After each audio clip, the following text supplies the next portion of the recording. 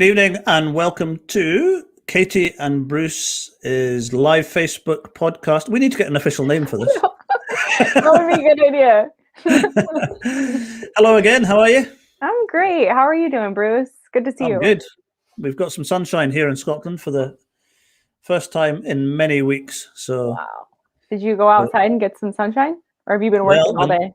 The sun comes out in Scotland, everyone puts the shorts on and t-shirts, and we go out and celebrate because it doesn't happen very often.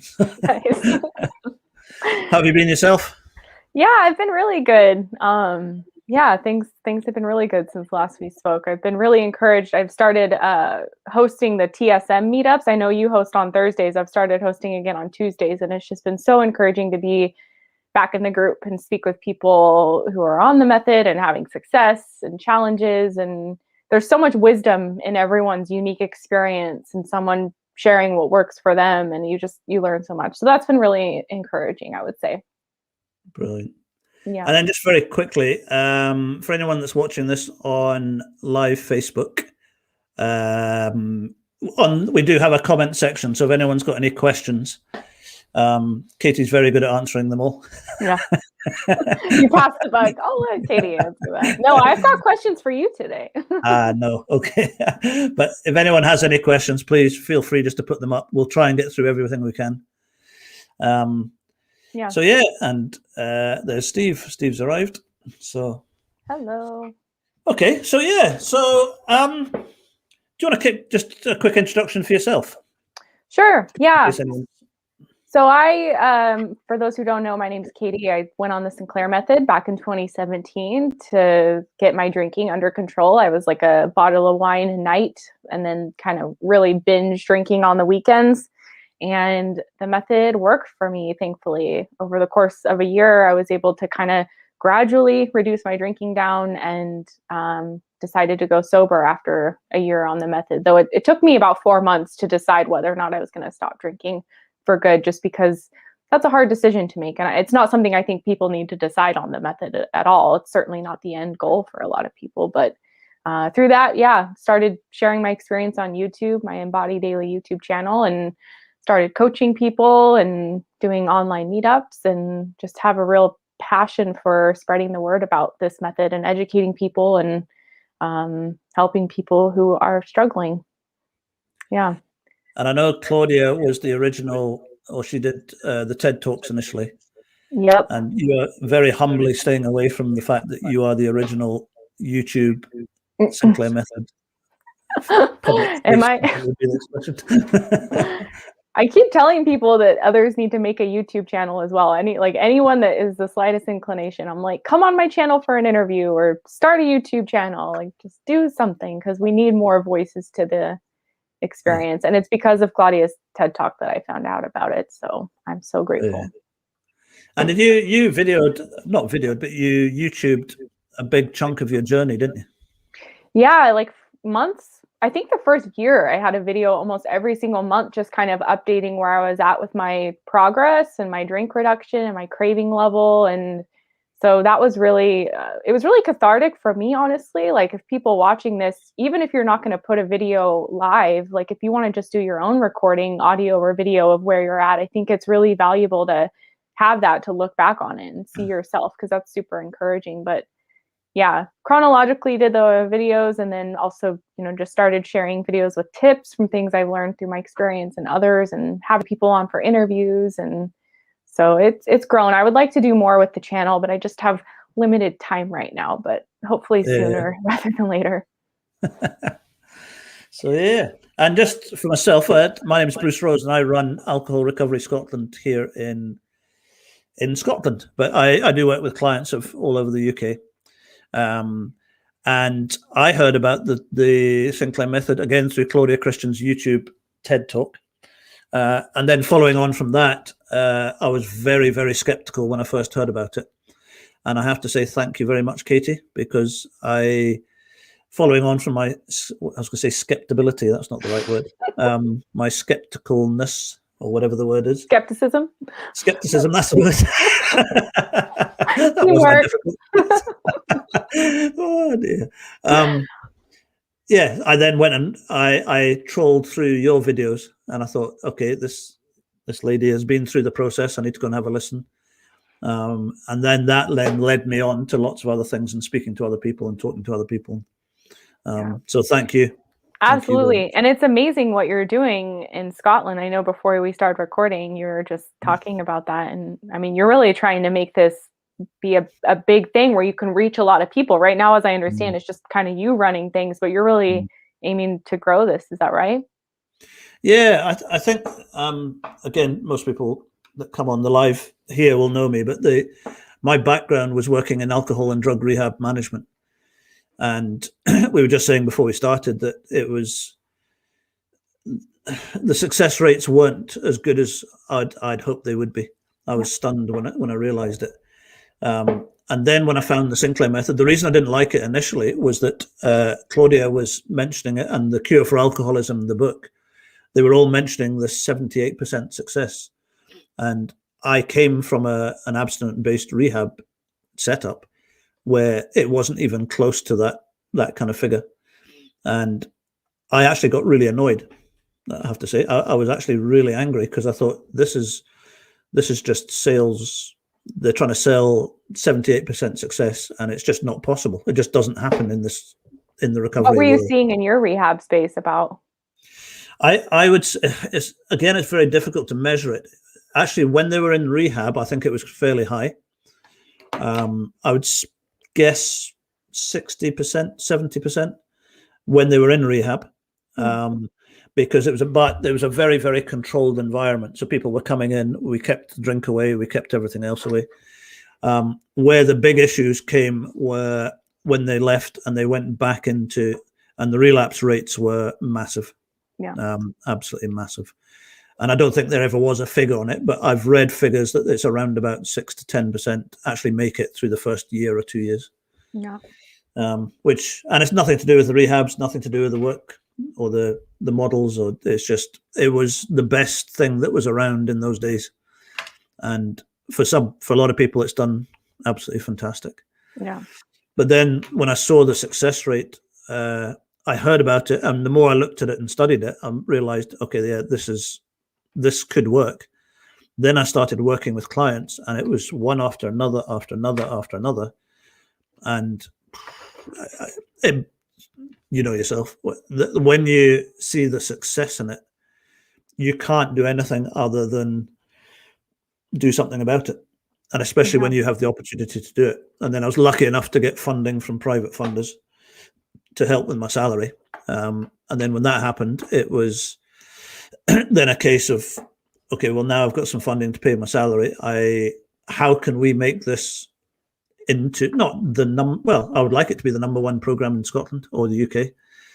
But that's a big ask, but it can happen. It just needs more, like you were saying, it needs YouTube, it needs other people, it needs doctors, it needs everything. But when you see the success that you see, I mean, I'm sure you're seeing the same success in the States, and you'll be watching it happening all the time. Yeah, and it's just it's disappointing. The one thing is, like, I think everybody who gets on this method is like, why didn't I hear about it faster or sooner? Why didn't I know about this before? And it's just, that tells me that, oh my gosh, there's a lot of work to do to get this as the frontline treatment, or at least like AA and TSM. Like, take your pick. If AA doesn't work, do TSM, or vice versa. So, or other medication treatments. I know, there's a lot of other medications that are promising as well. Yeah. And we've been talking about nutrition as well, about how important that is to healing and recovery. Yeah, that's one thing we're looking at. We're actively seeking a nutritionist at the moment, because obviously there's a lot of sort of dietary stuff and all that kind of stuff that needs to be looked at when people are starting to reduce the drinking. So, yeah. Can I ask you the quick question as well that we always, just in case anyone is new to this, can you explain the Sinclair method briefly? Sure. So the Sinclair method, it's a scientific-based protocol for essentially unlearning the behavior of alcohol use disorder or alcohol addiction. And so, when someone drinks alcohol, it's very rewarding on a neurological level. And so that behavior, when repeated over and over again, habitually really reinforces it, and your brain looks to alcohol for pleasure and almost starts to equate alcohol to its survival. And so that's where cravings can get super intense and be overwhelming, almost like if you're dying of thirst, all you're going to think about is water. And so the same type of experience happens when someone becomes dependent upon alcohol. So with the Sinclair method, and you take naltrexone before drinking, it kind of intercepts that reward cycle. So you still do the same behavior, you drink, but the reward is not latching on, for lack of a better word, to the receptor in the brain. You're not receiving the endorphin rush. And so you're drinking and it's kind of just a little bit less pleasurable, or, your cravings start to go away, or you tend to drink a little bit less. And this is a gradual process over time. It's not something the first time you do it, you notice a difference, though some people do. But it takes many months to achieve what's called as pharmacological extinction. But ultimately, that's what happens for most people. Like Bruce was saying, a 78% success rate, and that's potentially even more, if people are complying properly to the method. But by taking the medication 1 hour before drinking, it kind of undoes the addiction on the brain. That's what it felt like to me, where it just, each time I would go back and drink, it would be a little less pleasurable, or I'd kind of surprise myself and I'm like, oh my gosh, I can't have more than one drink right now. This is really crazy, where, normally I'd polish off a bottle. It gives people that off switch. And a lot of people, it feels miraculous. Now, of course, like we've talked about, taking the pill is just the starting point, but it's a huge foundational starting point. And there's other pieces of it, like the habit change and things like that. But yeah, anything else you'd like to add to that? No, that's it. Yeah. I just think it's some people are listening to this or watching this and they've never heard of the Sinclair method. Yeah. And it is so, I call it the upside down program, because it's completely upside down to what it is. And it's and it's not, the one thing I would say that we get asked quite often is it's not just a magic pill. Mm-hmm. The medication is sitting on the receptors and reducing the flow of the endorphins, and then there's a process that goes with that. But then as time goes on, the reduction side of it is actually quite easy. And I think we spoke about it last time, but the actual the medication alongside a support program is absolutely vital. Yeah. From my experience. Yeah. And sorry, go on. Oh, yeah, I was just going to say, when people rely solely on the medication alone, and, I did that a little bit in my own journey. And I think it's just kind of like, as you navigate this journey, you're not sure, how it's going to feel, what's going to happen. But if you're only relying on the medication, I see people post on the groups like, oh, I've been on it for 2 years and I'm hardly, I'm drinking the same I was when I started. And for me, that's not an indication that the medication is not working. That's an indication that there's a behavior change component, or someone needs to mindfully start shifting the behaviors with how they're drinking, because it's very much an ingrained habit as well. And we can do that. It's totally doable. And, it's really encouraging, actually, because that's something that a lot of people can change. It's not like you're a victim to an addiction on your brain or something. That's something that once you're aware of the fact, like, oh, I need to shift these habits, and you start having the right mindset to do so, you really see drastic change. And I see that a lot with people. And a lot of people say to me as well, they say, I've tried reducing in the past and it just didn't work. No. And it took me a while to understand it. But then once I started realizing, I take people through a very structured reduction program. And as long as it goes at the speed and the pace that is suitable for the individual, it's actually quite an easy process. And I couldn't understand. I thought, why is that different to if you didn't use naltrexone or the Sinclair method? Why is that so difficult? And it suddenly dawned on me. I thought and I read it in the Cure for Alcoholism book, that the medication is dealing with the craving, and then once you've got the craving it's the craving that drives any addiction. So once that's under control, then the habitual reduction process is actually quite easy, because the craving is not kicking in at the back of it. Yeah. And if the craving is not kicking in at the back of it, then the reduction is simply down to how easy, not easy, but how smoothly can people adjust from drinking where they were at to drinking wherever they want to be, emotionally and psychologically. Yeah. It's that craving side. The thing that the naltrexone is getting hold of is the craving, which is the huge difference. It really is. And like, I think the longer someone's on the method, it can be hard to decipher between what is a genuine craving and what is just a habit to drink or a desire to drink to simply escape from these uncomfortable emotions or the moment. And the thing is that, as the craving is coming from more that like lizard brain, as some people say, that primitive brain that drives us for survival. But we have another brain that's a higher brain, essentially, that can watch that craving, pay attention to that craving, even choose not to give in to that craving. And so I think, like someone commented so hard, I don't know what they mean by that, but I think it's not a matter of necessarily doing anything. I think the first step is really shifting the mindset to start, paying attention to those cravings, kind of challenging them, watching them, giving them more space, as opposed to just, oh, got a drink, let me grab the bottle, do whatever I got to do. But like, even just 5 minutes of like, where's that coming from? Is it a genuine craving? Am I hungry, angry, lonely, tired, bored? Like the HALT B exercise. And that's kind of where I encourage people to start if they're not having any alcohol-free days on the method, for example, and they're really wondering why. It's like, can you just start by paying more attention to that craving, giving it more space from that higher brain? Again, it's that primitive brain driving the craving piece. And so just noticing it, seeing how it feels, trying to give yourself other things that may meet the needs. And then if you want to drink, the beauty of the Sinclair method is you can drink, but by mindfully paying attention to those cravings, I think that's a good starting place. And all that involves is changing your mindset, just paying attention. You don't have to do anything else necessarily. What's your thoughts on that for people who are stuck in like habitual drinking kind of thing? Something I've been learning over the last 2 to 3 months is that a lot of the time people are, I always say to people that and again, I don't have any scientific proof on this one, but that I always say to people, the medication will do 40 to 50% of the process. The other process is changing all the habitual side of it. And then I noticed a while ago that people were making changes, and then the next week they tried changing something else, and then they tried changing something else. And sometimes they were either not getting anywhere, or it was going up and down and up and down. And I realized that what was happening was that they were making too many changes and too big a change.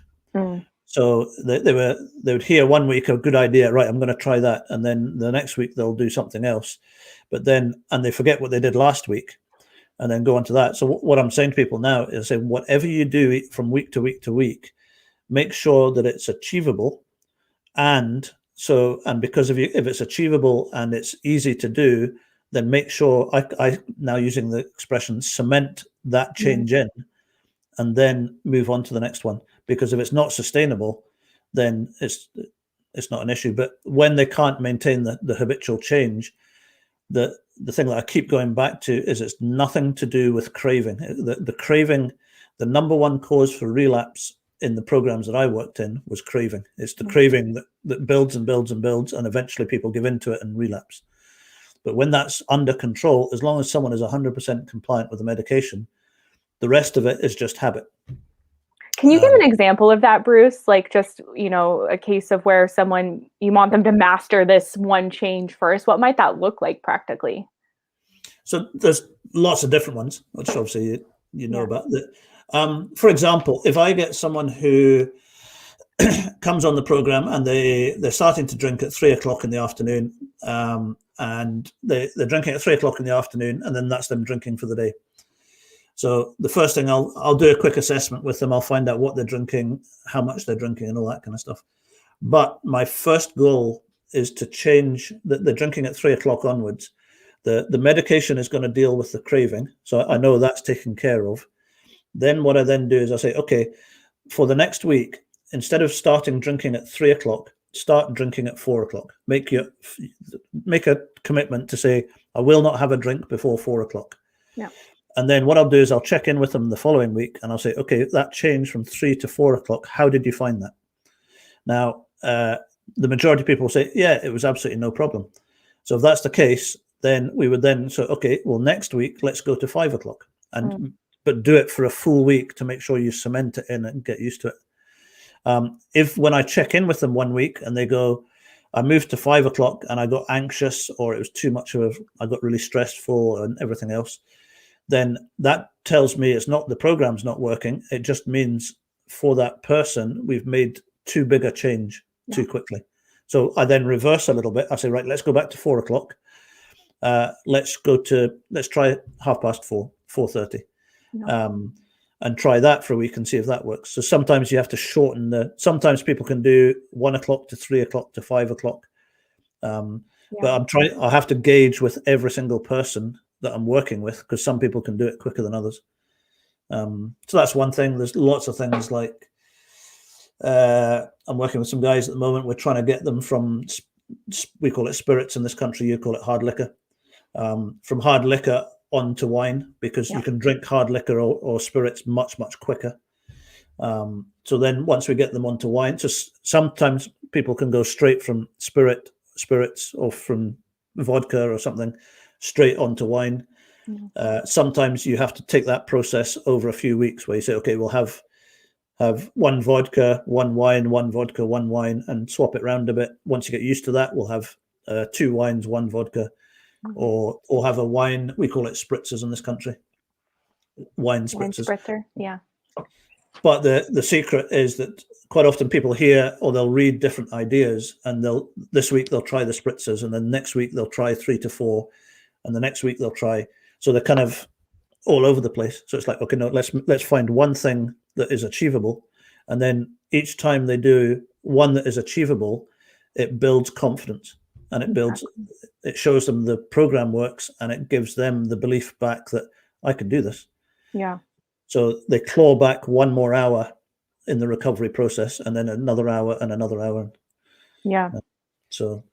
Exactly. And because I think, in my experience, I was a victim to the craving for 10 years. I was drinking in response to that craving for so long. And so I think it took time once that craving started to subside. I know someone mentioned in the chat, like they're drinking, more out of habit. It was so true for me too. And I see this for others, where I was so used to responding to that craving, even if it was the slightest urge. I never just paused and challenged it or said, is that really what I want? And so I just started doing that, like questioning it. And sometimes it was what I really wanted. And other times I was like, actually, I'm just really hungry and I want to eat like a super good meal. So that in and of itself, like, it would be surprising because we're so used to just knee-jerk response to that craving. But as soon as we intercept it, even by just questioning it, that's interrupting that habit loop. It really starts to make a difference for people. But yeah, like you said, the little things, because even they might seem like small goals, but with someone really changing their whole relationship to alcohol, I think you're exactly right. Like starting with one thing, mastering that, then moving on from there. That's where I've seen help people as well. And I think as well, the nature of alcohol use disorder, alcohol dependency is 0 to 100 instantly. And then when people are going the other way, once they know the program works, they then want to go from 100 to 0 instantly. So it's just the nature of how things work. So it's a case of, okay, I remember Claudia, anyone that's just come on, Claudia Christian has got some videos on the whole process. Claudia, I remember Claudia saying once, she said, it's not a sprint, it's a marathon. She said, it's not, we're in this for as you'd say in America, the long haul. Yeah. You don't have that expression over there? We probably do, actually.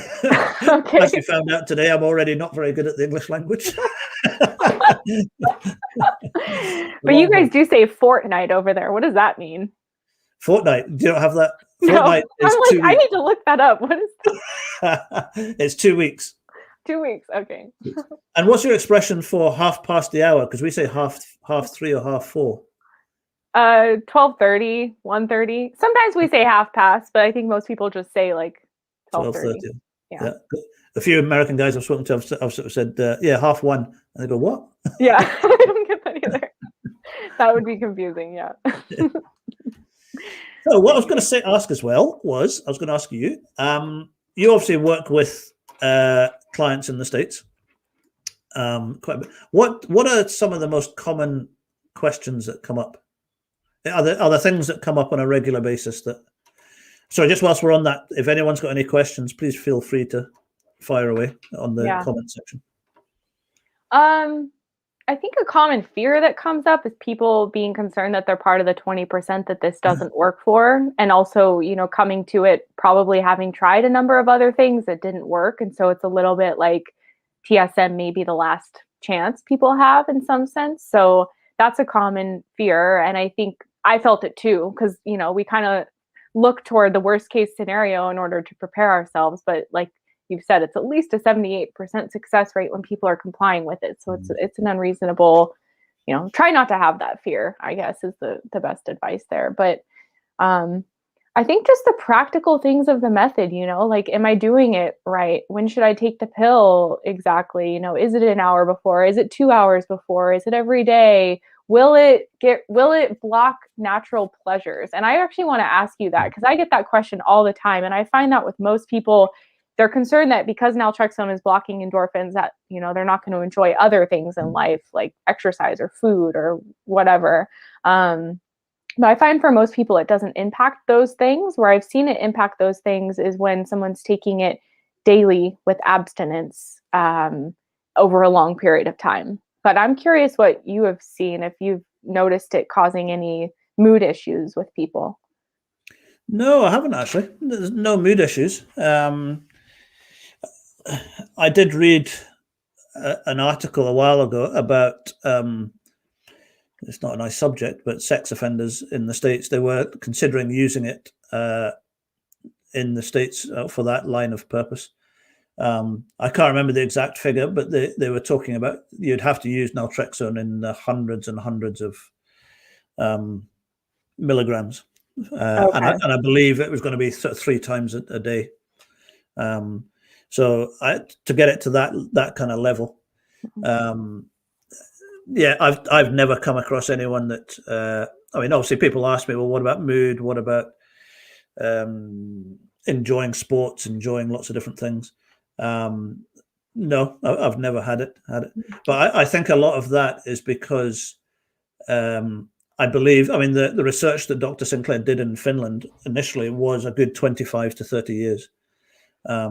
And I believe that the reason he came to 50 milligrams was because he did a whole bunch of research into he realized how many endorphins were being released in the brain as a result of drinking. And therefore, he did a whole bunch of clinical trials and research to work out exactly how much naltrexone was required to do what it needs to do in the brain. And that's why he then eventually came to 50 milligrams. Okay. Interesting. I believe. Yeah. And then any more than that would then, I mean, I know there is something called low dose naltrexone that is, I'm not a big expert on it, but that's used at 2 to 5 milligrams. And I better not say too much on it because I'm not qualified or trained on it, but it does help a lot of things like tremors and Parkinson's, and in some cases, and I'm not saying it's in all cases, but that's been measured at 2 to 5 milligrams. So with alcohol, it was definitely 50 milligrams. And then other things, you're up to the sort of 700, 800, 900 milligrams. So I think once you get, I'm guessing, I don't think I've read any figures, but when you get about 200-300 milligrams, it might start having an impact. But no, I think people too, because you're totally changing your relationship to alcohol from the time you take the first dose, because you're not getting that same hit from alcohol, that same pleasure. And so in some cases, for me too, it was kind of sad in a way to let go of alcohol, because it wasn't how I had known it before, though that was a very destructive relationship that I had and I didn't want it anymore. But I think there is a process of, coping with emotions that come up because you are drinking less and numbing less and feeling things more.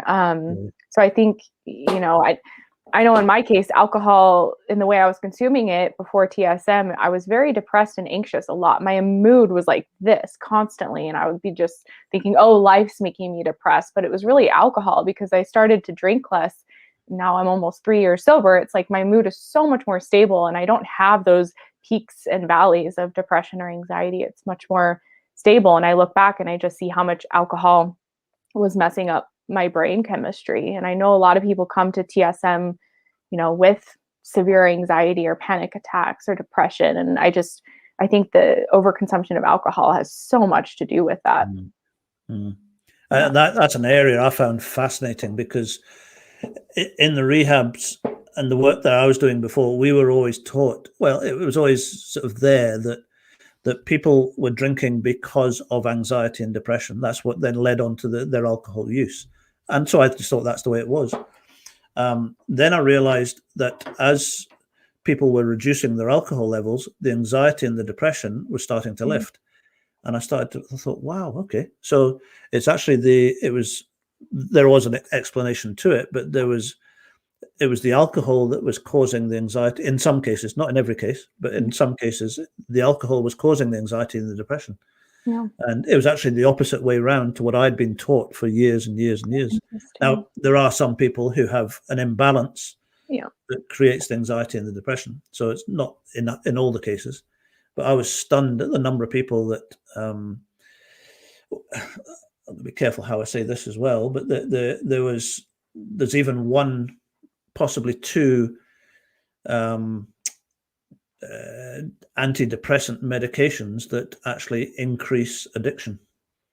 I think I've read that as well. I wonder if it's the same. Yeah. Which I don't want to say anything too much here, but speak to your doctor if that's the case. Yeah. I'm not a doctor, so I better not say it. But yeah. I know that we've had a couple of people that we've, not myself, I work very closely with an absolute expert in the field. Wow. And he has taken one or two people off the antidepressant they were on because that medication, there's been research and clinical studies to show that creates more of an addictive process in the brain, which I thought, wow. So I'm curious to ask you, as people come to you, because I know there's always the question of like, why are you drinking? And in my case, I didn't think there was any serious reason as to why. And I think stuff surfaced as I got more sober, but there's not always this like, oh, I drink because of this. So do you find people that you treat, do they have kind of this baggage that's causing them to drink? Or is it more of like this habit and coping tool they've developed over time that like that in and of itself needs to be addressed first? Like, what's your experience with that? Fascinating. Okay, tell me more. Absolutely fascinating. It took, the penny dropped, and again, I might be right, I might be wrong, but what I've learned is that I remember Dr. Sinclair saying in his book that alcohol dependency or alcohol use disorder was a learned behavior. And then he started talking about alcohol use disorder or dependency or addiction. And then I thought, how does that work? I don't, if it's a learned behavior, you just don't, so I just couldn't work it out. Then I realized that when we're young teenagers, we have a drink, it releases endorphins in the brain.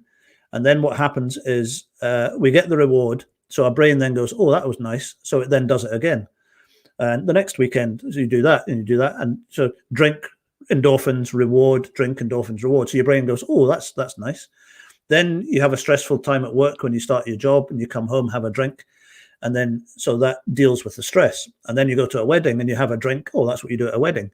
So all of these years, it's learnt behavior, learnt behavior, learnt behavior, learnt behavior. But because the brain is getting such a high reward on the endorphins, the minute you take that reward away from the brain, what then happens is it kicks into craving. And then from that stage onwards, the brain then becomes dependent on the reward that the brain's getting. So once the brain becomes dependent on the reward, it then becomes alcohol use disorder or alcohol dependency. And that's why I call it dependency, because the brain then becomes dependency. So if this is making any sense, yeah, people's ongoing drinking from that point onwards is nothing to do with emotional situations. Well, it can be day-to-day stuff, but they're not drinking at that point because of trauma or what happened. They're drinking because they are now physically dependent on alcohol. So if they've been drinking at that level under dependency for 10, 20 years, they may have had a marriage that broke up 30 years ago, but that's no longer an issue. So they've been drinking for 20 years because of dependency, not because of the marriage. So quite often, so I believe that trauma or situations create the increase in drinking, that then creates that reward. And then when they try and stop, they realize they can't do it and they're dependent. But then in abstinence-based programs, they'll teach you to go back to all that stuff. Now, there are some things that people do need to work through and everything else, but we put out a weekly newsletter, and I set up a counselor and had someone all organized. And I said, listen, we've got a counselor here. If anyone needs counseling, nobody's taken it up. Really? Nobody. That's so fascinating. And I was stunned. And because I come from a school of thought where people are drinking because of a problem. They're not drinking because of a problem. They're drinking because they are physically dependent on alcohol. Yeah. It's like, it's a brain thing. It's like your brain's doing exactly what it's supposed to do, which is like learn to seek out pleasurable behaviors for survival. So it's just that kind of, from my perspective, detaches it. Again, it's not a moral issue. It's not you. It's just your brain is kind of programmed in a way to seek out this certain pleasure. Yeah. It's dependent on it's learned behavior. Like when you're 17 and you have a drink, your brain's not dependent. But then once you've done it for 10 years and then dry January comes along and you try and stop and you can't do it, you go, oh, okay, I'm now dependent. So then the battle then becomes a neurological thing. It's not an emotional thing. Yeah. And then, so we need to get hold of that first. And then that side of it just blew my brain when I found out. I mean, it was because I come from a school of thought where everyone is drinking because of a situation. Now it doesn't mean, I've got to be very careful how I say that people haven't had a trauma at some point and they then need to deal with that. But that, if I can explain that, I don't know how to explain this, but that issue then becomes separate to the alcohol issue. So that what we have to do, the alcohol issue is we're bringing people off dependency and then coming back to life again without the alcohol. They might then have to need therapy and stuff to deal with stuff that they would have had to deal with anyway, but that's not connected with the drink. So that's a bit. I mean, it's okay. So I'm listening to this podcast. It's based on the book Brain Over Binge, which has to do with binge eating actually, but I find that it perfectly applies to alcohol as well, where this gal that kind of made this discovery from her own binge eating disorder, she's kind of taken the approach that it's not necessary. Like a lot of people that have eating disorders, they take you back to childhood. Oh, why are you eating in unhealthy ways? But she is like all about, it's not about that. The issue we're trying to fix is to get you to stop binging and start eating more healthfully. And by going back and revisiting these issues and trying to fix those before you can actually fix the issue at hand, which is binge eating or binge drinking, it applies in the same way.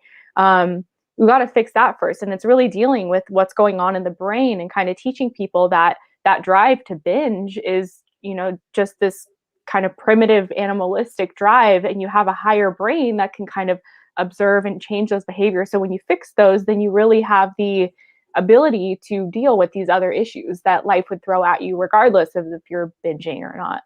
So anyway, it's a really interesting podcast because I think it applies so well to binge drinking as well. But very fascinating for me. That really empowers the person because it's just dealing with something that you can fix on your neurological level. It's not like, oh, I have this whole baggage I need to resolve before my issue resolves.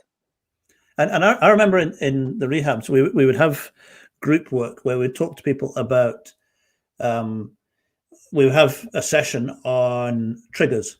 And we would say, okay, so the last time you relapsed, what triggered you?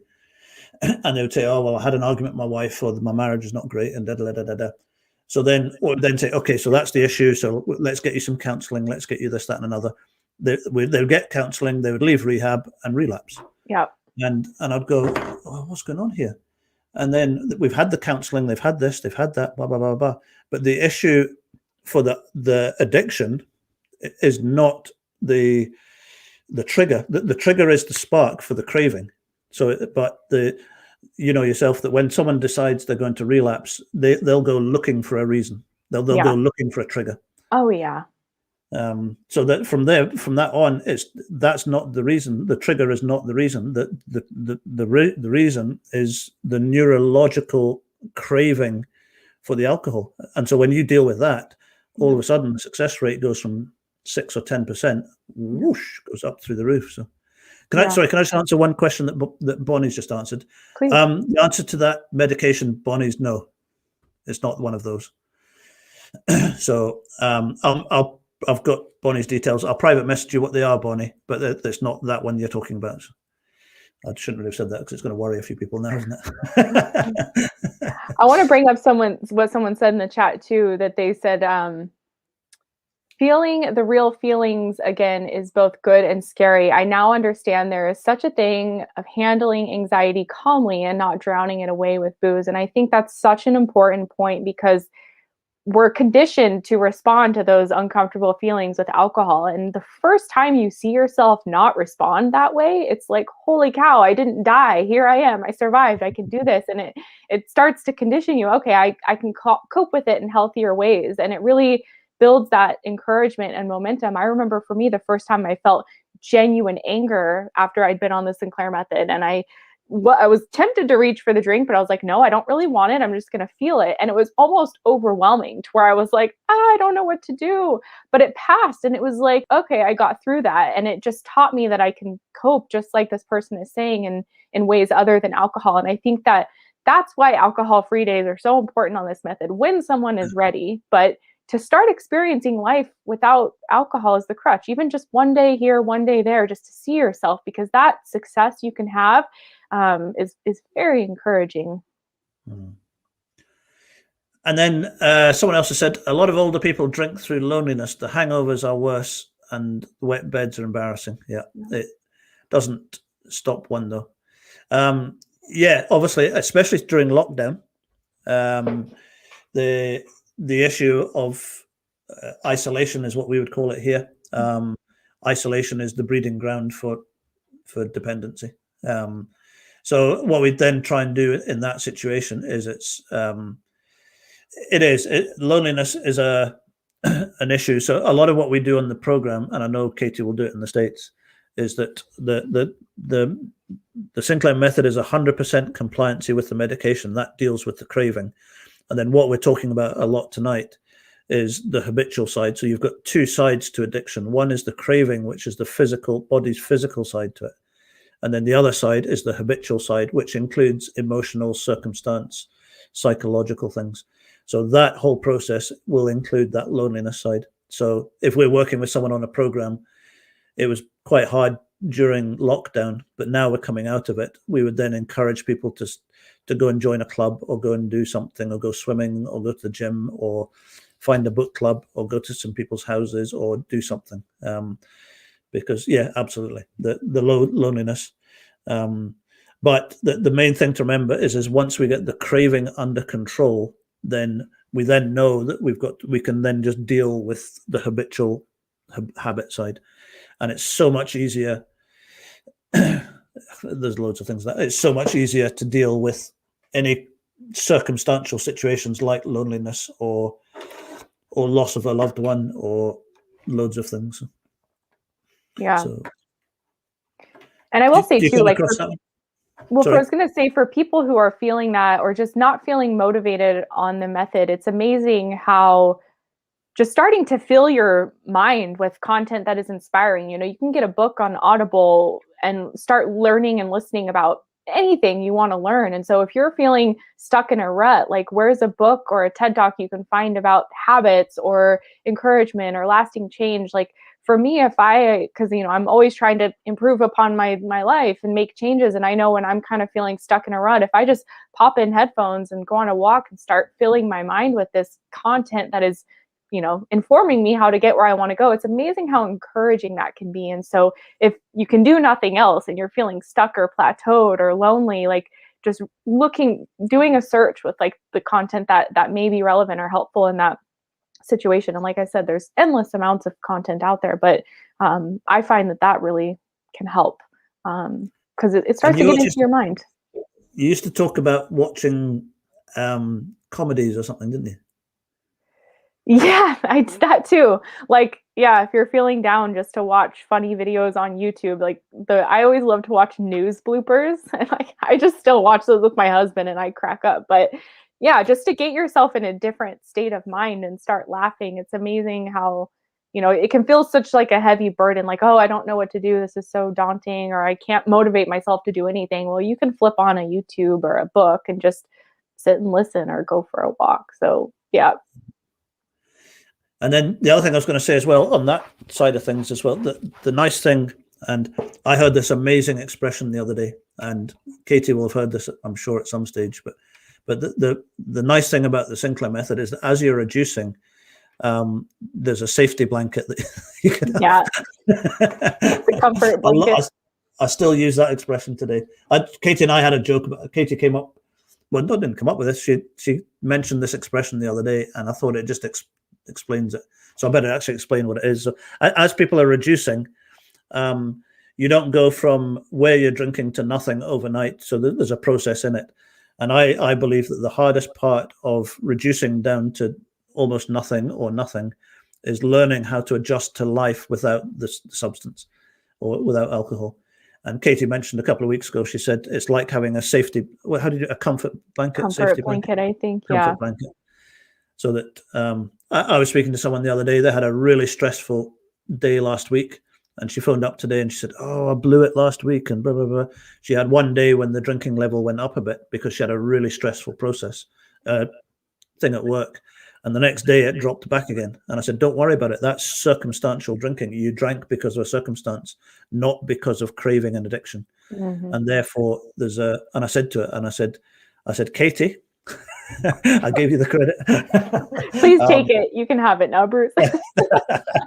No, I just like it's true though. And I said there's a safety blanket in the whole process. It allows you the day or 2 days where if you have a stressful situation, you can increase your drinking a little bit for that day to deal with that, and then get back into the process.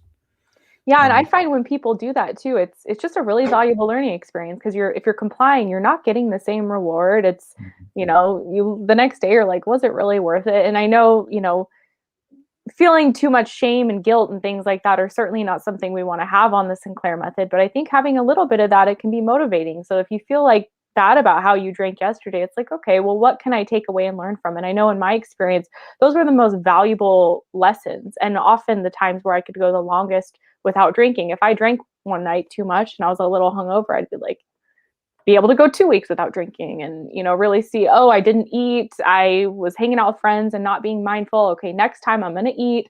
I'm going to be more mindful. And it's just, it's a process, as we all know. And I was going to ask you a question and I've completely forgotten what it was. Well, I do have a question for you. I know we're kind of getting low on time, but you sent me a really awesome video about endorphins and how addiction can impact and influence the brain's endorphins. Did you want to talk a little bit about that? Okay. I'll talk quickly if people can listen quickly. Is it too much to unpack right now? We can wait if you want, but it was just such a fascinating video. Yeah. Well, I suppose we can do it a lot more the next time, but the brief explanation to it is when we drink, they can measure the amount of endorphins that are released in your brain as a result of any activity. So when we eat our favorite food, they measure it in nanograms of something, and I can't remember what it is. It's nanograms of something is how they measure the endorphin flow as a result of something. So when you eat your favorite food, the measurement goes up to 90 to 95 nanograms of whatever it was. Now, when someone then drinks alcohol, it goes from 90 to 95 up to 1,200. And that is a massive, massive jump. So when that happens, when you do it for 1, 2, 3, or 5 times or a couple of times, then it's not an issue. But that's what happens once you've done it for a while. This is what I was talking about, habit and dependency. Once your brain has had a 1,200 nanogram of whatever it is reward of endorphin for a number of years, and then you take that away from the brain, that then goes into craving. Your brain then craves that 1,200 because you've given it to it for a while. It goes into craving, and then that's what creates that drive. That's why people will beg, borrow, steal.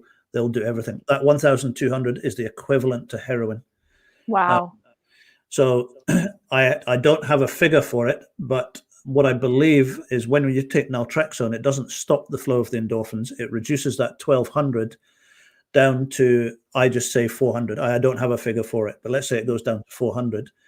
And then that then means that the brain, that's giving the brain enough of a reward that it doesn't kick into craving. So you'll still get drunk and you'll still get enough of a reward, but it doesn't go into craving mode. So therefore, you can then start to adjust the habits and change the habits. So it's reducing it right the way down, and then you can then get it under control. And I'm sure you've dealt with people that have said, I drink a couple of glasses of wine. We've got people, and Katie has them in the States as well. People have gone from being very heavy drinkers right the way down to having 1 or 2 drinks a day, or a couple of drinks at the weekend. And without the medication, that's just not possible. Mm-hmm. It's just on a normal program. It's not. And I know people that have done it for over a year. They've gone from a bottle of gin a day down to one gin every day. Yeah. And it's because the craving drops, the level of endorphin release drops, the brain then rewires itself. It's called, breaks down the neurological pathways, and then it rebuilds new ones at that 400 level or whatever it is. So alcohol then equals 400 instead of 1200, and it takes away the addiction. Yep. It's crazy. It really is. And I have to say, like, the longer I was on the method, it was like, for me, it felt like that was like coming down and down and down to the point where the last time I drank, I'm like, this isn't even fun anymore. It's not giving me any endorphin rush at all. At least, like, that's really what it felt like. And I know there's people on the method who stay on it for years and still get something out of drinking. But for me, it just was no longer pleasurable at all. Like, the whole experience was just kind of grossing me out. So that was a really big gift, but it took time to get there. And how long, that was the question I was going to ask you, was a lot of people ask me, how long will the program take? So for you, how long? Yeah. On average? For me, it took 9 months to reach extinction. So I wasn't, craving alcohol anymore. I was drinking 1 or 2 when I drank. It was very much in control. And then at a year, I stopped drinking, but I stopped drinking at a year. And then it took me 4 months from that to really claim alcohol-free life. Just because I was like, oh, maybe I'll drink. But after 4 months of no drinking, I decided, I don't think I want to drink anymore, just because I wasn't enjoying it. I had no desire. And so it took me that long. I recently did a poll on some of the Facebook groups saying, for those who have reached extinction, how long did it take? And I think 80 something people responded. I'm going to do a blog about this, by the way, but 80 people responded. And, I think 30 some percent did it in 6 to 12 months. And then 20 some percent, it took over 2 years. And so that's the range. I think at least 6 months. Some people may reach it sooner, but I see people all the time who are a couple months in and they're like, oh, I'm so discouraged. I'm not where I want to be. But I think that's just perhaps an unrealistic expectation, because, it's going to take a lot longer for people. So at least 6 months. If it goes more than a year, like I said, there was a good percentage of people who took more than 2 years to reach extinction, or, what they defined as extinction. And I think that is, again, like you were talking about, the habit piece, because that can really hang someone up, or if they're not totally complying with the method. And everyone's different. There's one thing I've found.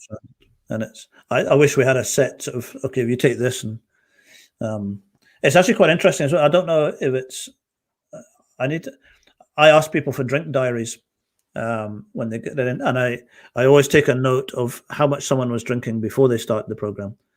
And I would say 95% of the drink diaries that I get, there is a 30 to 50% drop in the first week to 2 weeks. Wow. And I've tracked it on every time I see a diary coming through now, I have a look at it and I go and I work it out and go, yep, there's 35%, there's 40%. Wow. And then it levels out, and then that's when the habitual side comes in. Yeah. But when I saw that, I was stunned. I was like, wow, that's and it's right across the board. And I think I've had one just recently where there was no change. Really? Interesting. But everyone else, I always ask people, did you see an initial drop? And most people say, yes, I did. So interesting. So yeah. I'm trying to read quickly. I don't read well, but I see Bonnie's question. I can't answer that. So what happened, Bonnie, was I went to France with my husband in September of 2018. And that was roughly a year after I started TSM. And I was drinking once a month at the time. And was kind of having NAL hangovers by that time on the method. And so for my 3-week trip to France, I was like, I'm not going to drink. And so did it there, came home, still didn't drink. A month went by. I was like, let me see if I can try another month. Hank Reardon always says, once you have your first AF month, like it's so much easier to keep going. And so I tried for another month. That was October, November, December. And then I guess it was around, Christmas time where I was afraid to claim that sobriety and be like, I'm not drinking anymore. But after 4 months, I decided to do it just because my life had become so full as well. I had a lot of meaning in my life, whereas before TSM, I didn't. I was just kind of going to work and drinking in the night, like didn't really have hobbies or things. I remember that was a really hard thing for me. People would say, do hobbies. And I'm like, I don't even know what my hobbies are. So that was like a healing process. But by that time, I had a job, my YouTube channel, my community. There was so much that I loved to do that drinking was just taking away from, for me personally. So I chose to stop. But yeah. Fantastic. I'm just looking at the time, and I think, unfortunately, these hours seem to go past really, really quick. I know. It was so fun to talk with you, though, Bruce. I always love it. You're a great wealth of knowledge. Well, I learned most of it from you in the early days. And I have to say thank you. Katie runs, just at the end, I'll just give Katie a quick plug because she's humble enough not to do it herself. Katie has a website called embodydaily.com, and Katie runs how would you describe it? TSM Zoom meetings.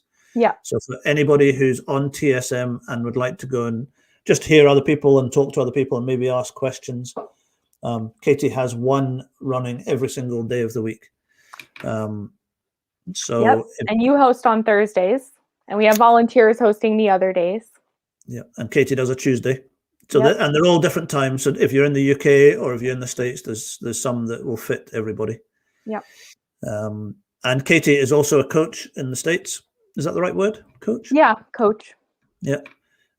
So if I'll give Katie a plug here, because it's what I do, and it sounds a bit. But I genuinely believe that I've worked with a lot of people who have just taken the medication, and like Katie was saying, I see a drop initially, and then it levels out, and that level out section is very, very important, that you get someone alongside who has been through the program or who understands the reduction side of the process, the habitual, all that kind of side.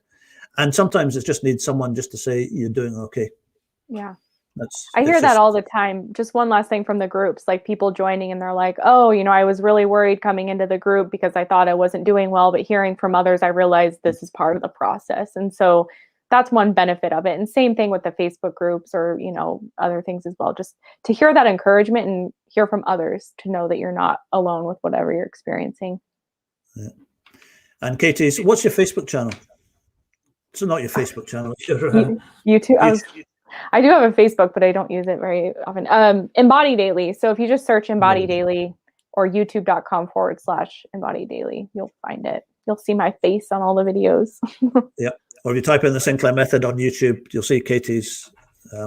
Katie is the YouTube face for the Sinclair Method. And some amazing, absolutely amazing information up there. And Katie is going to kill me for this one, but I was on a Zoom meeting earlier on with Katie today. And you're going to hear this first here, but we are trying to force Katie into writing a book. What? This is news to me. I think you should go first, Bruce. Lead the way. Well, as you were talking, I was actually thinking, why don't we do a joint one? And we can do it one for the UK and one for the America. I would love to do like another version of The Cure for Alcoholism where, it talks more about the nuanced habit piece of things. Because I think Roy did an amazing job with like the introduction and the science. But there's more to be done there for sure. I've never written a book, though. I have no idea where to start. And I'm dyslexic, so I'll do it. I could do it audio or something. That's why. So it's But and I'm just going to give you another plug. Bonnie says I will give Katie another plug. I've had many coaches, and she is by far the best. Thanks, Bonnie. And I have to give Bonnie a plug back because she is part of the reason why we have TSM meetings 7 days a week now. Because she was hosting for a while and was like, just super encouraging. Like, let's get another one. Let's get another one. And so it really motivated me to seek out more volunteers, and it all really worked out. So thanks to you, Bonnie. And Bonnie has been on this live, so we'll have to get you back again, Bonnie. Yeah. We're trying to figure out some way that we can get Katie, who was on a couple of weeks, Karen. So when we do one of these podcasts, we might get Karen in as well, and we'll do a question and answers with a bunch of us. Yeah. So yeah. So okay, if anyone's in the States and you need any information or advice or Zoom meetings or a coach, embodieddaily.com is Katie's website. If you're in the UK or Scotland, alcoholrecoveryscotland.co.uk. I know Katie's happy to do this as well, even if you've just got questions about what to do next, how to do it. Get in touch with either, if you're in the UK here or in the States, with Katie. Yep. If you're in Barbados and you'd like us to come and talk to you, we're free and available. Yeah, where's a warm place? Anybody in a warm place, let us know. No. But that was a shameless plug. So anyway. But okay, but thank you again. Yep. Thank you, Bruce. And if anyone's got any questions, again, like I said, get in touch with us. Katie and I do this every month, whenever we're available.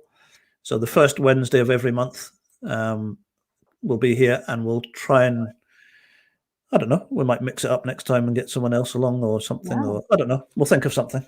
But yeah, that would be great. But good to see everyone. Thank you very much. Thank you, Katie. Good to chat again. Okay, and we'll speak to you all soon. Bye.